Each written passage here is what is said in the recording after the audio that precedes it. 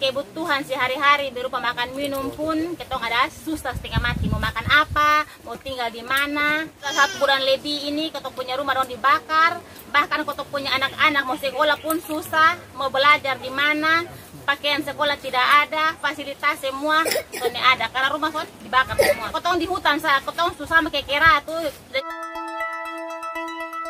Baik, yang terhormat Bapak Kapolres Kupang di tempat. Pada saat ini saya selaku korban pembakaran pada tanggal 28 Maret tahun 2021, saya merasa tidak setuju dengan apa yang disampaikan oleh Pak Kapolres saat jumpa pers tanggal 29 Maret tahun 2021, yang dimana Bapak mengatakan bahwa kami korban bakaran ini adalah korban dari sengketa tanah. Saya mau katakan bahwa apa yang Bapak sampaikan itu tidak benar. Yang pertama Bapak, bahwa kami di luar dari objek sengketa dan kami pun juga tidak termasuk dalam kategori penggugat atau tergugat. Kami adalah korban. Untuk itu Bapak, kami mau bilang bahwa apa yang disampaikan itu kami batalkan, bahwa itu sangat-sangat tidak betul. Karena menurut kami bahwa pada tanggal 26 itu telah terjadi eksekusi. Pada tanggal 28 itu kami menjadi korban, kami dibakar, rumah kami dibakar.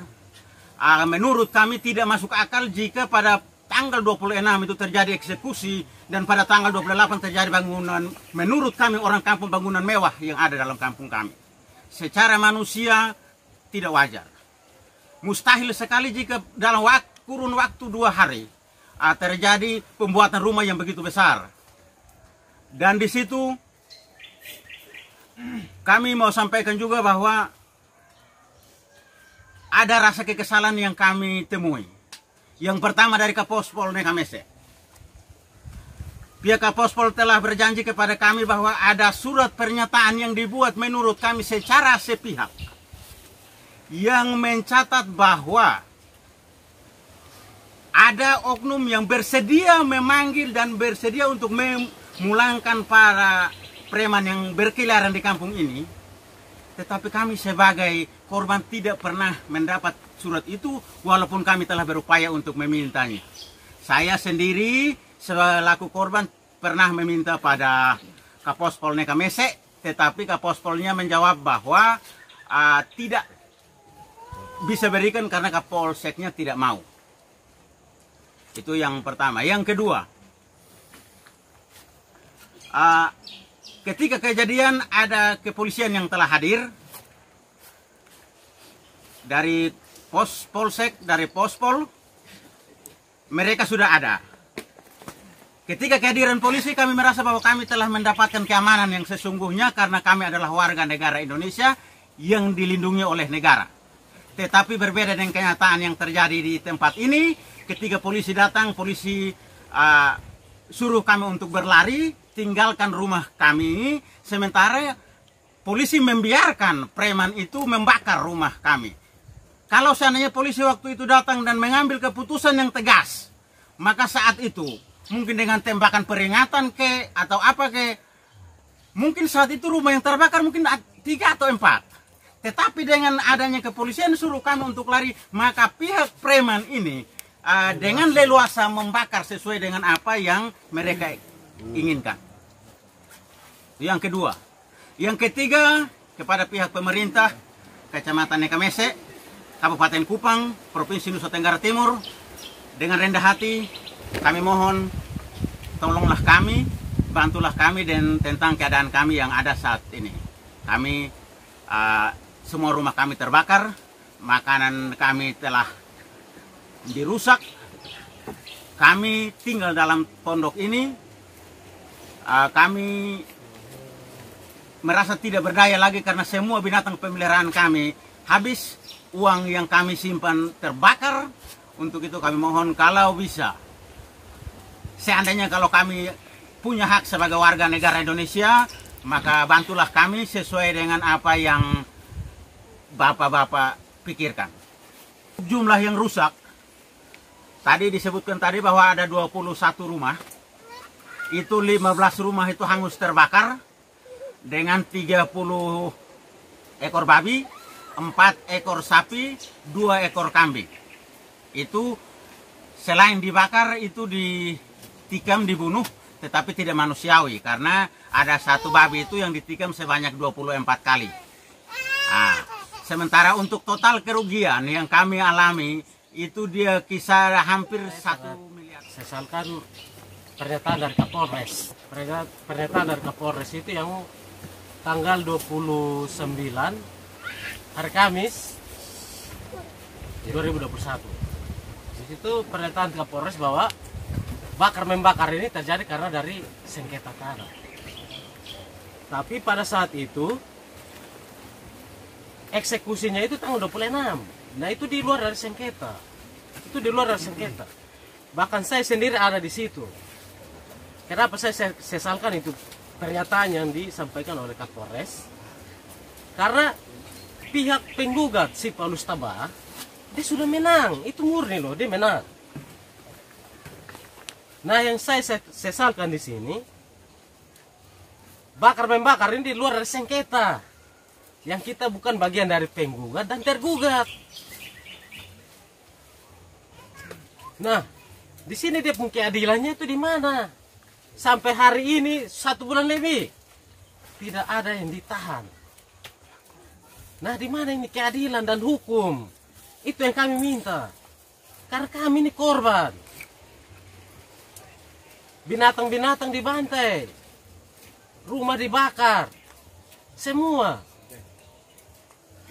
Nah, yang kita mau cari ini dia punya solusinya seperti apa?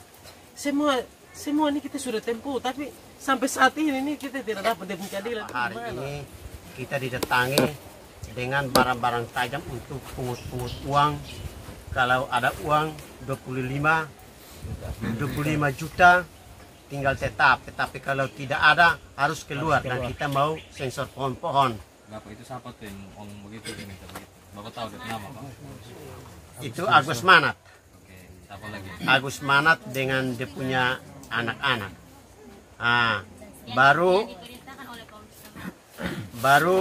ada orang tua yang di situ juga dong datang langsung menghadap Bapak, kita mau pilih kelapa. Nah, itu kita merasa bahwa kita memang tidak ada punya hak sama sekali di situ.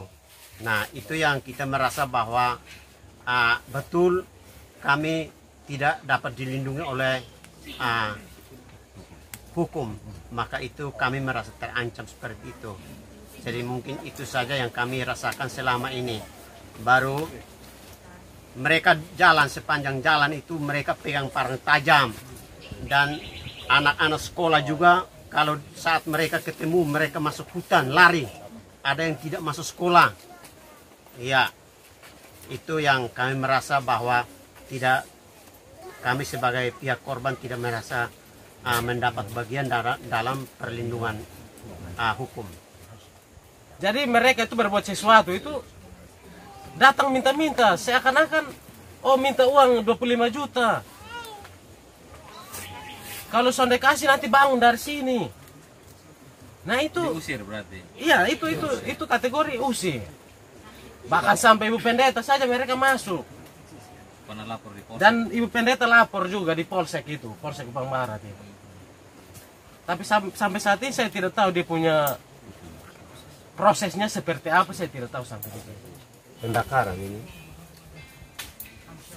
saya juga alami, sudah dapat juga, termasuk juga, korban juga. Kalau dikaitkan seperti tadi Pak Kapolres sampaikan bahwa ini dia berawal dari tanah atau perkara ini perdata, itu sudah salah. Karena apa? Saya sendiri, saya beli tanah sendiri, kok saya pun rumah ikut sampai di hutan sana bakar. Itu beta ada di dalam tergugat atau penggugat. Sehingga Pak Kapolsek ini punya pernyataan seperti itu. Maka saya tambahkan seperti itu karena saya juga alami. Binatang, rumah terbakar, kaca jendela habis, Dalam rumah, kasur apa semua, bakar semua. Tapi sampai sekarang ini saya sudah kasih keterangan di Polres Lebau, sampai tindakan sampai sekarang ini hari untuk keamanan ini tidak bisa amankan saya. Sampai saya di hutan terus. Saya punya rumah sampai sekarang saya sudah masuk ini. Saya sudah tahu istri anak di mana, mati atau tidak. Sampai sekarang. Bagian lari bawah ini. Sampai nah, saya laporkan di pihak keamanan, sampai sekarang tidak muncul apa-apa jawabannya pasti untuk memuaskan saya punya kerusakan ini. Sapi 2 ekor, babi 3 ekor, barang-barang di rumah hancur. Tapi tidak ada pemerintah atau hukum yang mengatakan bahwa itu salah atau Om Habel salah. Tidak ada. Jadi kita juga tidak nyaman di sini karena kita tidur di hutan. Kalau siang ketong ketemu bang, malam kita ketemu. Tapi kalau siang-siang berlari kiri kan.